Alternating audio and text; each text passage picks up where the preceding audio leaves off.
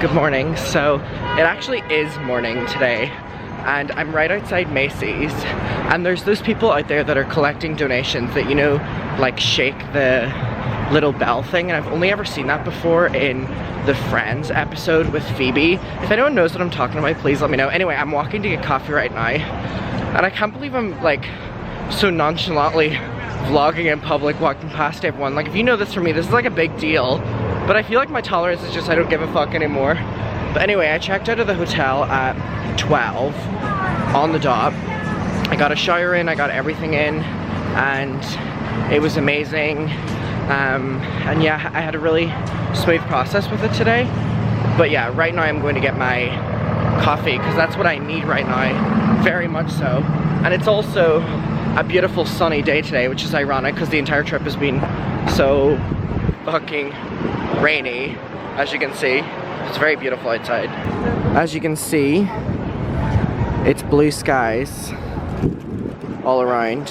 And it's sunny too. I was just talking with my family on our WhatsApp chat, and normally every Christmas Eve, we started this like a couple years ago, like not that much of a tradition, but it's, you know, from the past couple years, where on Christmas Eve we will all sit down and watch a Christmas movie together.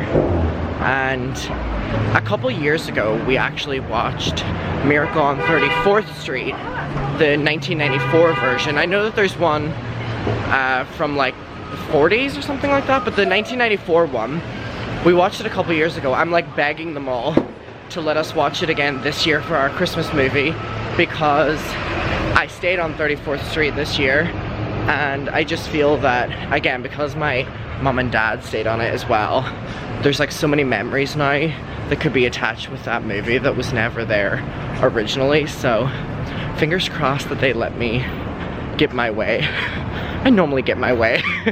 we'll probably be successful. Anyway, I see Blank Street, which is gonna be the last time that I get Blank Street this entire trip. But yeah, Miracle on 34th Street. I always stay on 34th Street, and there's a lot of memories attached to it, and I'm wondering if watching the movie will kind of be a little bit different for me now after staying here, because I haven't watched the movie since like way before I came to America. It goes to show like how long away it was that I watched it. Anyway, coffee is up there. We're gonna go get some.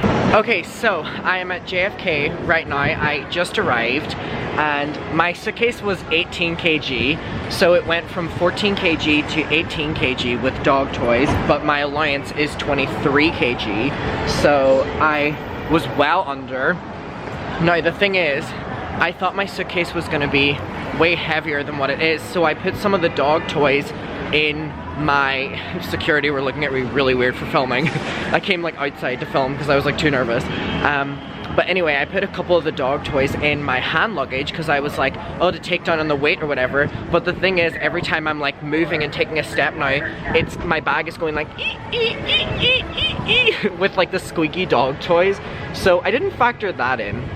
But anyway, I got an Uber here. I left the hotel at like 3 p.m. and I just arrived, and it is 5:40, so it took so long to get here because of the traffic, but all was well. We're here, we've checked in. I'm kind of taking a moment outside right now because there was a lot of hustle and bustle on my way here, and I'm a bit overwhelmed with the travel day that I have coming up because, let me put this down here. So what's happening is I'm going from here to Gatwick, which is great because Gatwick Airport is way closer to my apartment than Heathrow Airport. It's like 30 minutes away, which is amazing. Then I'm gonna go back to my apartment. I'm going to see the cats for a bit. So they're with Emily right now, and they're staying with Emily, but I'm going to go and immediately see the cats because that's my priority right now, because they're in Brighton, because obviously they can't come back to Ireland. I'm gonna spend the afternoon with them, and then I'm flying to Ireland in the evening.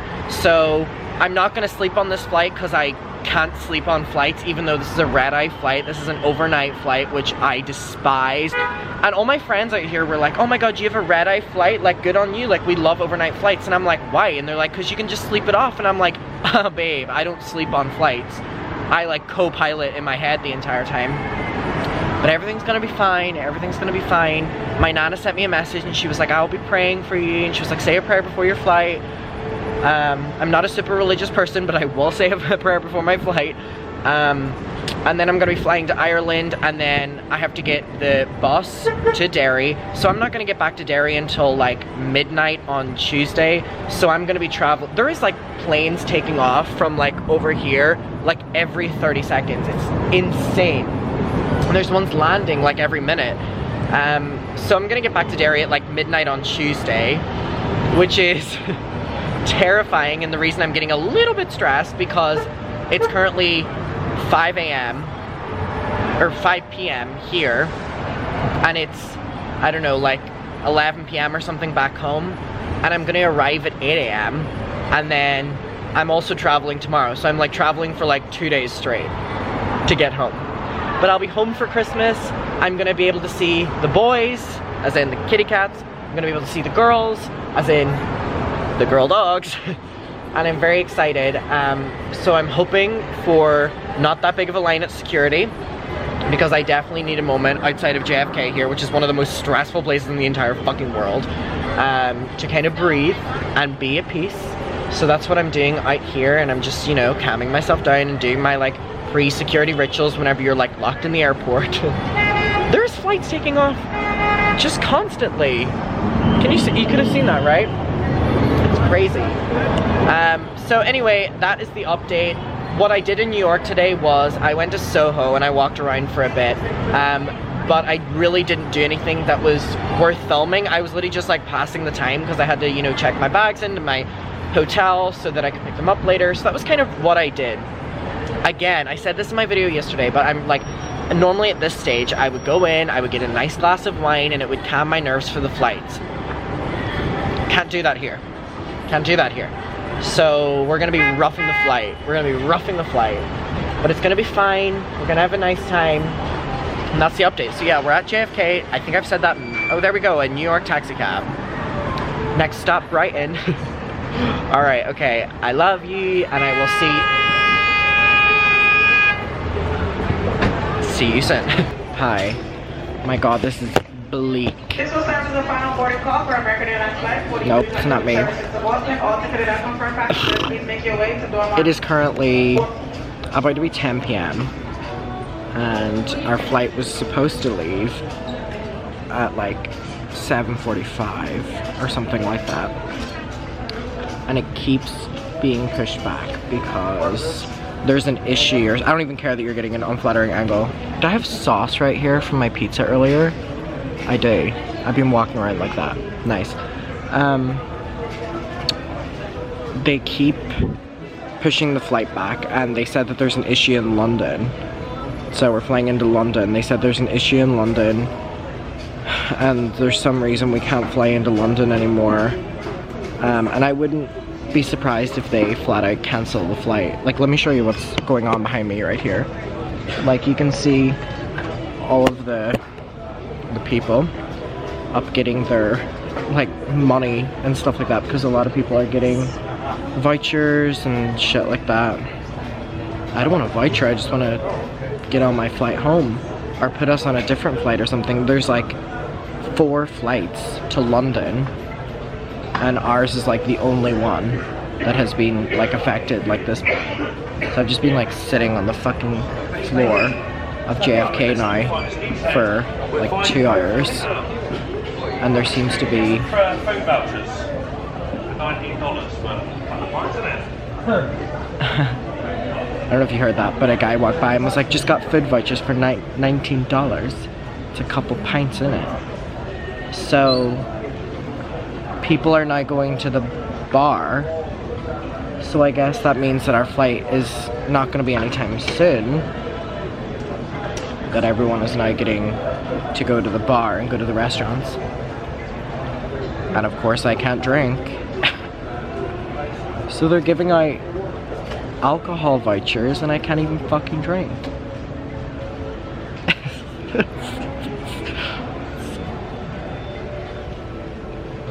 So bleak.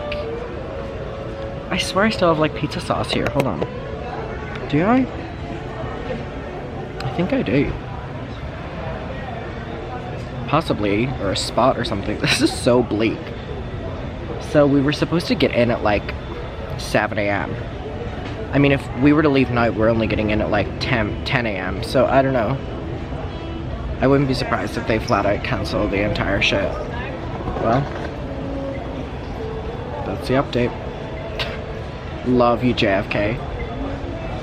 Now I will say though that JFK did like a funny tweet to me because I tweeted in my state of boredom and was like, let me get this up for you. We have time.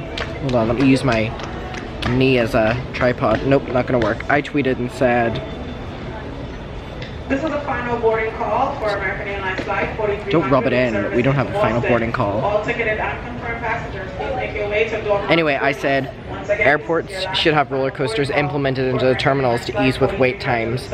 Even better, rides like Thunder Mountain that take you right to the gate. And JFK, the official account, responded and said, "Hi Adam, not sure if we have the budget or space for roller coasters at the gates. However, we do appreciate the innovation from JC." Jesus Christ wrote that? So, if I was feeling snarky, I would respond and be like, oh, do you have the budget or space to have your fucking planes leave on time? But it's not the little social media intern's fault that the flight is so delayed. Anyway, that's the update. We're living and we're learning. That's what's happening. Okay, hey, it's another hour since we've spoken. So, why is everyone getting up and leaving? Why is everyone getting up and leaving? I have no idea why everyone's getting up and leaving. Anyway, everyone's leaving apparently. Oh my god, I think that guy's wearing a Teddy Fresh shirt. I don't want to be seen. So I've found out that all of British Airways systems are down. So every single British Airways flight is like stranded or something. So, there's a bunch of flights that are like were en route and they're like sitting on like the tarmac. They've been sitting there for like 4 or 5 hours. We're just in the terminal. I mean, it's again an extra hour and a half since the last time I spoke to you, so we're just here waiting for an update, but we're really not hearing anything. And then yeah, I mean, people are just like getting up and leaving at this stage. But yeah, like every single British Airways flight, whether it's on the tarmac or whether it hasn't left yet, are literally just being told that there's nothing we can do, our systems are down, and I don't know. So, there's that. Still can't get drunk. Everyone's just getting up and leaving. I'm like seeing all these tweets on Twitter being like stuck at LAX airport trying to get back to London, being here for like 6 hours. So I don't know. I'll update you though. I have good news. I'm back with my boys. Come here. Oh my goodness, you guys. Please ignore the tiles. If you watch my videos, you know that I put them up there whenever I leave the apartment for a few days, just in case the windows were to like leak condensation and it catches them, and I've just kind of ruffled them all up because I'm gonna wash them right before I leave. Hi, Cuddlebug. This has been the weirdest day ever. It really has been so strange. So I'm just happy. Come over, Milo. You haven't said hello to me since I got here. Hi. This has just been the wildest travel day yet. So I get to JFK at like 5 p.m. for my flight that's supposed to take off at like 7:30 or something like that. And, you know, I go through security, I go through everything, and I go to the gate. It was gate 3. And at 7:30, nothing happens. And then I'm like, did I miss the flight? Like, I start thinking that I missed the flight. Oh, sorry, that's my phone. I start thinking I missed the flight. And that'll probably go off again. Just to kind of let you know. I'm pretty sure it's either my mom or my dad, and they normally double text. So I was like, I've missed my flight. So then I go up and they're like, oh no, we just, you know, the flight's on schedule, but we just have no info yet. And then I'm like, okay, well, it's, you know, 7:30. And normally flights are like really strict with like, you know, like gate closing and stuff like that. So I just sit down, and then at 8 p.m. comes around and flights on schedule.